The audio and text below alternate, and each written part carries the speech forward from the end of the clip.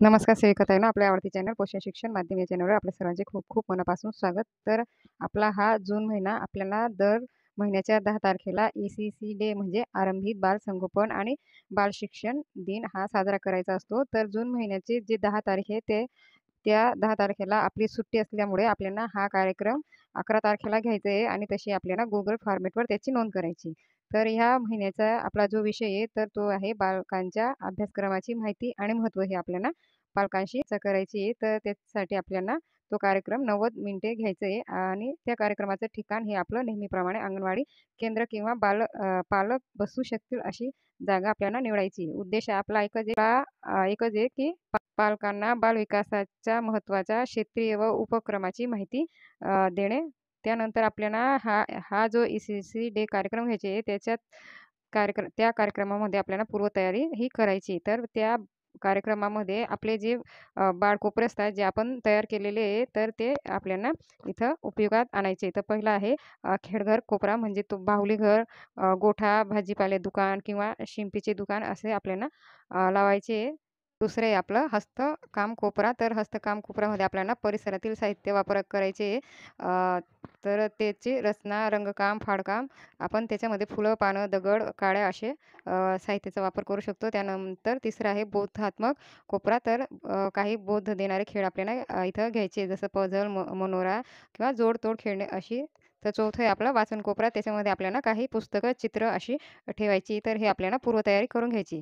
त्यानंतर बघा मुक्त खेळासाठी उपयुक्त प्रमाणाचे साहित्य तयार करून भाषा विकास, वाचन कोपरा, बौद्धिक विकास, बोधात्मक कोपरा, सर्जनशील विकास, हस्तकोपरा, सामाजिक भावनिक विकास देणारे बाहुली घर असे कोपरे आपल्याला मांडून घ्यायचे आहे.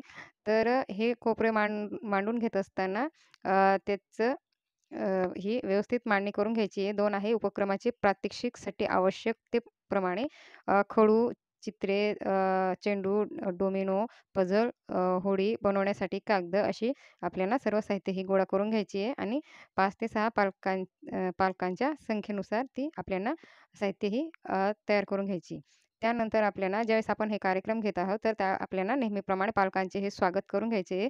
स्वागत केल्यानंतर अंगणवाडीतील मुक्त खेळासाठी विविध कोपरे हे आपल्याला अगोदरच लावून घ्यायचे आहे. त्यानंतर पालकांना सर्व कोपरे पाहण्यास सांगायचे आहे. त्यांना आवडेल त्या कोपऱ्यात जाऊन खेळायला सांगायचे.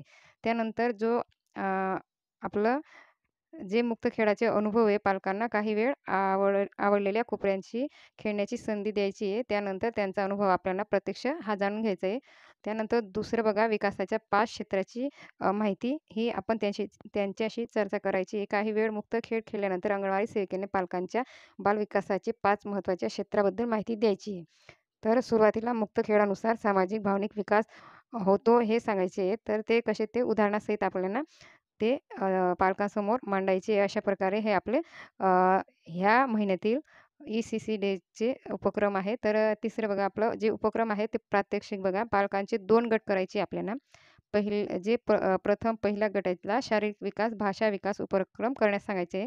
त्यानंतर दुसऱ्या गटात आपल्याला बौद्धिक आणि सर्जनशील विकास उपक्रम करण्यास सांगायचे. तर जे साहित्य आहे त्याच्या पलीकडे जर पालक करत असतील तर त्यांना त्यांच्या इच्छेनुसार हे करू द्यायचे आहे. तर ते 2 गटामध्ये आपल्याला हेच चर्चा करायची आहे. आवश्यक तिथे अंगणवाडी सेविकेने उपक्रम आधी करून दाखवायचे आहे. त्यानंतर त्यांना मार्गदर्शन करायचे व नंतर मुलं आणि पालक ह्या दोघांना ते करण्यास सांगायचे.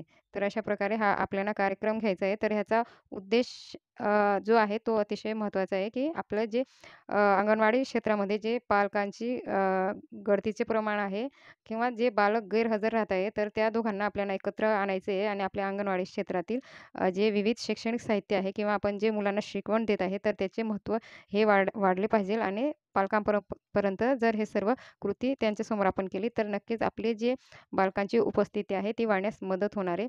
त्यानंतर हे उदाहरण आहे, तर शारीरिक विकासासाठी आपल्याला नागमोडी रेषेवर चालण्यास लावायचे किंवा चेंडू फेकणे, झेलणे. भाषा विकासासाठी आपल्याला चित्राचा, गाणी, गोष्टींचा वापर करायचा आहे.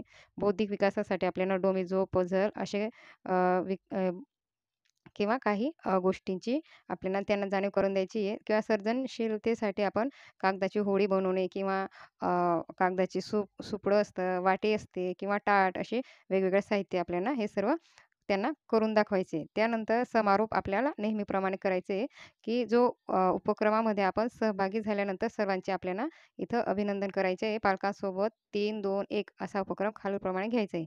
पालकांना विचारा, की आज आपण कोणते 3 नवीन गोष्टी शिकल्या आहेत.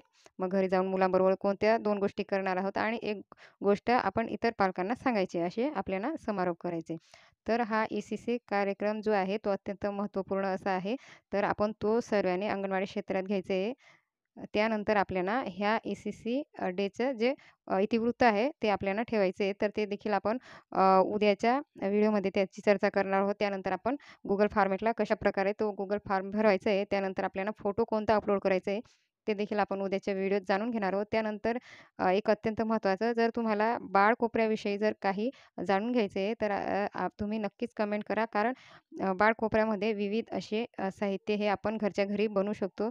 जसे आपल्याला बाहुली घर बनवता येते, भाजीचं दुकान, शिंपीचं दुकान किंवा जे रंगकाम आहे, फाडकाम, पझल किंवा तोड-जोड खेळ हे जे साहित्य आहे, जर तुम्ही जर कमेंट कराल, तर ह्याविषयी देखील आपण नक्कीच स्वतंत्र असे व्हिडिओ बनवू, की आपण बाळकोपरा कसा तयार करायचा, तो कसा ठेवायचा, कोणती साहित्य घ्यायचे. तर तुम्ही नक्कीच कमेंट करा. तसं आपण नक्कीच वेगळा व्हिडिओ घेऊ आणि ते साहित्य कसे बनवायचे ते देखील आपण सर्व प्रत्यक्ष करून पाहू. तर आजच्या व्हिडिओमध्ये जे आपल्याला जून महिन्याच्या ई-सी-सी डेचा कार्यक्रम जो घ्यायचा आहे आपल्याला, अंबित बालसंगोपन आणि बालशिक्षण, तर त्याविषयी आपण या व्हिडिओमध्ये जाणून घेतलेले आहे. तर तुम्ही हा व्हिडिओ आपल्या इतर भगिनीपर्यंत शेअर कराल अशी आशा करते. धन्यवाद.